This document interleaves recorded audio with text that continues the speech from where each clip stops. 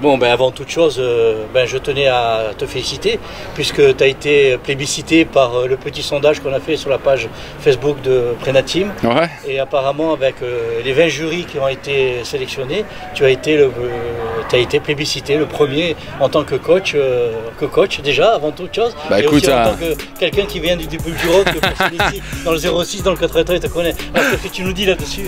Bah écoute, déjà c'est une surprise, mais une agréable surprise. Après, que ce soit un coach qui soit entre guillemets plébiscité, tant mieux pour une fois, on va dire. Hein, c'est toujours les joueurs, même si je serais tenté de te dire que les acteurs majeurs prioritaires, c'est eux, hein, c'est eux qui courent. Mais non, vraiment super content du classement final.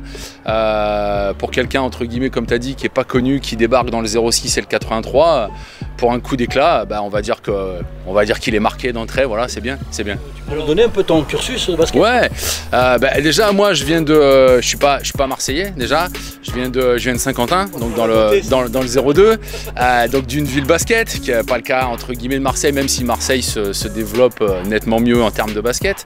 Après en termes de cursus basket, écoute, quand je suis descendu ici il y a une quinzaine d'années, j'ai entraîné une petite équipe sur Saint-Marcel, un petit quartier de Marseille, et je me suis très vite greffé en tant qu'assistant avec François Giovanelli au SMUC. Sur la Nationale 3 et la Nationale 2, je suis resté 7 ans avec lui, j'ai appris le boulot pendant 7 ans avec lui, je lui dois beaucoup de choses, j'ai énormément appris. Après j'ai pris des équipes en tant que coach de tête sur des U15 Interligue, des U17 Interligue, avant de vraiment repartir sur des projets au niveau du SMUC et de la nouvelle section élite, comme les U20 l'année dernière, avec qui on a fait un gros championnat U20. On va en reparler de ça. Voilà, avec qui on fait un gros championnat U20, et en parallèle les R2, donc avec qui on finit champion. Mais en fait U20 et R2 c'était la même équipe en fait, ces équipes très jeunes, c'est les anciens U18 France, plus des U18 France un peu du coin, de l'Orgue, de Aix-Maurienne, qui sont venus chez nous pour faire leurs études sur Marseille et qu'on a accompagnés, avec qui on a fait un très beau parcours l'année dernière. Voilà. Alors aujourd'hui on te retrouve là au niveau du TIC, au niveau des sélections, mais ouais. On ne te retrouve pas en tant que sélectionneur, mais en tant que coach. En fait j'ai un diplôme qui date de très longtemps, qui est le R, que j'ai passé en 2004. Mais vu que la Fédé a refondé tous les diplômes et que maintenant on est obligé, entre guillemets, je dirais, d'être à jour, je suis obligé de repasser P1, P2, P3. Donc P1, je l'ai passé il y a 2 ans. Et là, en formation sur P2, P3, avec pas mal de monde que j'ai croisé un peu là sur les terrains là, du 06 et du 83. Donc voilà, écoute, là aujourd'hui, tout le week-end sur Saint-Laurent, on est en épreuve vidéo. C'est super intéressant. Maintenant je trouve que c'est très poussé pour le niveau entre guillemets où on entraîne pour l'instant. Mais par contre super intéressant. Voilà. D'accord. Au championnat PNM, puisque c'est ce qui nous intéresse, ouais. Ce qui m'intéresse à moi, Prenateam. On a vu grâce à l'extérieur, vous avez gagné grâce à l'extérieur avec ton équipe. Tu as à domicile, Cagnes. Grosse performance, vous avez très gagné grosse, contre le leader, l'US Cagnes. Maintenant, on a la garde. Ouais. Alors déjà, écoute. C'est la question. Déjà, il y a la perf de Grasse. Alors la perf de Grasse, elle est bien, elle est costaud, parce que Grasse, c'est une très belle équipe. Hein. Très belle équipe. Je pense que ça va être très dur. C'est un peu comme Villeneuve quand on s'était vu au premier match. Je t'avais dit, ça sera très dur de venir gagner à Villeneuve. Grasse, ça va être super dur d'aller gagner là-bas, donc on fait une belle perf là-bas. Cagnes à la maison, écoute, je vais être honnête avec toi, je suis le premier surpris. J'ai totale confiance en mon équipe et je sais de quoi ils sont capables. Ils sont capables du meilleur, mais ils sont aussi capables du pire. Cagnes, c'est très costaud. Pour moi, c'est largement au-dessus au niveau du championnat. Pour moi, c'est l'équipe la plus forte, d'accord. Je pense que inconsciemment, ils sont peut-être arrivés chez nous un petit peu en dilettante, même si j'irais pas non plus dire qu'ils sont arrivés en vacances, mais je pense qu'ils ont peut-être pris le truc un petit peu en se disant c'est des jeunes, ça devrait passer tranquille. Les miens étaient surmotivés. Les miens voulaient faire un gros coup, voulaient taper, et ils ont tapé fort. Et ils ont tapé très fort, même moi le premier surpris. C'est ce que je disais un peu à tout le monde aujourd'hui là, qui m'ont questionné sur le match. On a défendu très dur, on a tenu Cagnes à 65 points alors qu'ils en mettent quasiment 100 à tous les matchs. Nous on en a scoré 100, il y a 35 à l'écart. Je sais que ça a fait grincer des dents dans le 0-6. C'est pas grave, écoute, voilà, c'est le championnat. Nous, ça nous permet d'avoir un match référence, un gros match référence. Mes joueurs, ça leur a permis de savoir vraiment de quoi ils étaient capables et comment se situer sur le championnat. Et ouais, ça nous permet d'aborder la garde du bon pied. Alors maintenant, la garde, ça va être un autre obstacle, hein, puisque c'est pareil, hein, c'est costaud, ça joue bien au basket, ça se connaît depuis longtemps, c'est expérimenté. Là-bas, on prend un éclat dans les 3 dernières minutes qui nous mettent à -13, donc mine de rien, si on veut faire quelque chose, il y aura un goal average à aller rechercher, ça va pas être évident. On verra. On verra. Avant la garde, il y a 4 matchs à finir sur la phase aller. Dans Nice, quoi. Dans Nice, le déplacement à Nice aussi. Et Nice, ça va être bien, hein, parce que Nice, voilà, moi on a discuté beaucoup avec le coach, là, Johnny, au match aller à la maison. Ça joue bien, hein, c'est pas mal, hein, c'est jeune, ils ont 2-3 gars qui sont expérimentés. C'est pareil, eux, je pense qu'ils ont un petit peu tâtonné en début de championnat, mais ça y est, ils ont lancé aussi leur saison. Donc, non, mais et puis Brancolard, c'est chaud d'aller là-bas. Donc, c'est toujours pas évident de jouer. Bon, on verra bien. Alors, toi, de cette première étape, qu'est-ce que tu peux en tirer comme enseignement? Alors, surtout aussi dans la longueur du championnat. Je trouve que c'est bien parce que vaut mieux avoir un championnat entre guillemets, je dirais, long avec des matchs étalés. Plutôt que de finir sa saison fin mars, début avril. C'est toujours compliqué de tenir une équipe et puis que fin avril on leur dit ou mi-avril on leur dit c'est fini, championnat fini. Donc là je trouve que le fait d'étaler c'est bien. Peut-être les coupes avec les matchs, les coupures avec les matchs de coupe ont été un peu compliqués à gérer sur la phase là avant décembre. Maintenant de décembre jusqu'à la fin on va jouer.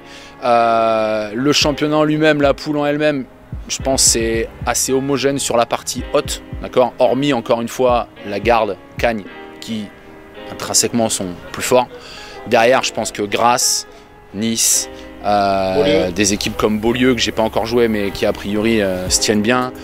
Nous qui serons derrière aussi pareil en couteau, je pense que tout ça, ça va jouer dans un mouchoir de poche. On verra après ce que ça donnera, mais bon. Après, il faudra voir la phase finale, voir ce que ça donne en termes de croisement avec l'autre poule. On parle des 2 premiers croisements et que les 2 finalistes montrent en National 3. Bon, on verra.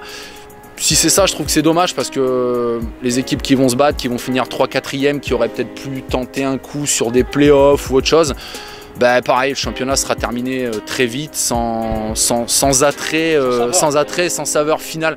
Je pense que des playoffs, les 4 premiers de chaque poule en croisé, ça serait sympa. Alors ça rallonge encore, on est d'accord, hein, mais je pense que ça serait sympa. Tu as une vedette, on peut appeler ça une vedette, puisqu'il a participé au championnat de France, au championnat du monde de basket militaire. Ouais. Il a représenté l'équipe de France. Ouais. Qu'est-ce qui t'apporte Alors, Thibaut nous a rejoint cette année. Alors c'est un ancien du SMUC qui avait joué en National 3 au SMUC. C'est un ch'ti comme moi, il vient de Liévin. Et il était parti l'année dernière, il était parti dans un petit club de Marseille à la Valentine. Et quand on l'a joué en R2, il m'avait dit qu'il souhaitait revenir. Donc moi je le connais depuis assez longtemps, donc on lui avait dit banco, tu reviens chez nous, les portes sont ouvertes. Le fait qu'il soit en équipe de France militaire, pour l'instant je serais tenté de te dire, ça m'a plutôt desservi qu'autre chose, parce que je l'ai quasiment pas eu. Je l'ai eu, je crois, sur les 9 matchs qu'on a fait, j'ai dû l'avoir 3 matchs ou 4 matchs. Le premier match, ouais, voilà. Je l'ai quasiment pas eu, donc pour l'instant il m'apporte du physique parce que c'est un athlète. Il court, il saute, c'est un bon basketteur, il défend dur. Donc c'est sûr qu'aux entraînements, quand il est là, ça met de l'intensité en plus. En match, pour l'instant, je pense qu'il n'a pas encore réellement tiré son épingle du jeu, mais il va le faire. Il va le faire parce que c'est un compétiteur et puis il en est largement capable. Mais je pense que quand il va avoir vécu un peu plus avec nous sur les matchs maintenant qui vont arriver, parce que là il va être un peu plus présent, je pense que ça va être, je dirais, peut-être mon joueur de joker. Ouais. celui que tout le monde a pas trop vu, qu'on a réussi à cacher sur les premiers matchs et qui devrait sortir son épingle du jeu. Ouais, donc je pense que ça, ce côté-là, ça va être sympa au niveau de Thibaut. Ouais. Non, le championnat il est long, ouais. Mais est-ce qu'ils vont pas s'épuiser ces jeunes? Alors, c'est la grande question. S'épuiser? Non, parce que c'est des machines, ils n'arrêtent pas de cavaler. C'est des mecs, voilà,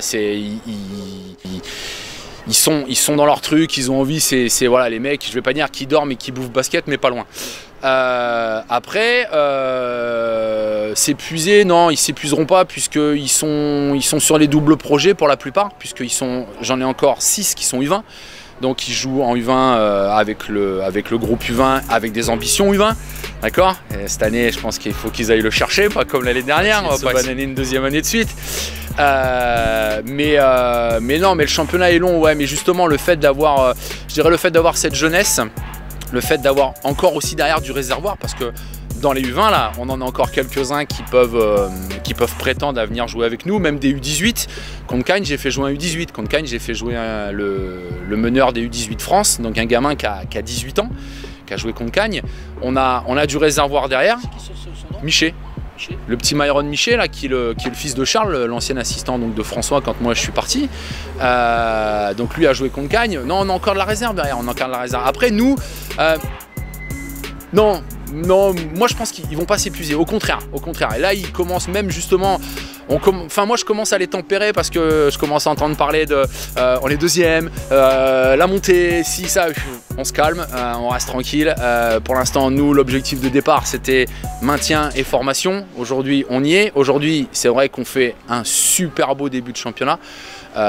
On n'est pas là où on comptait être.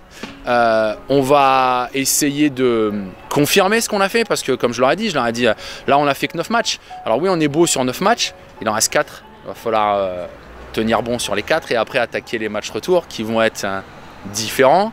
On va voir comment ils vont réagir à ce moment-là. Moi,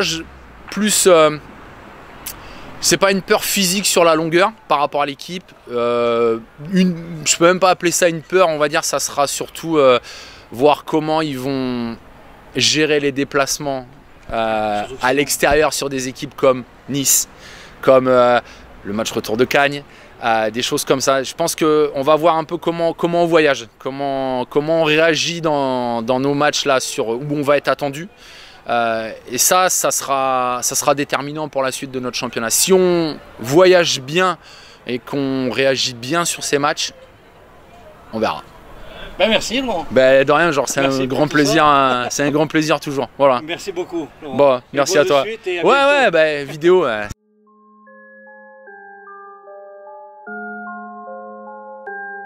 listening Market Music.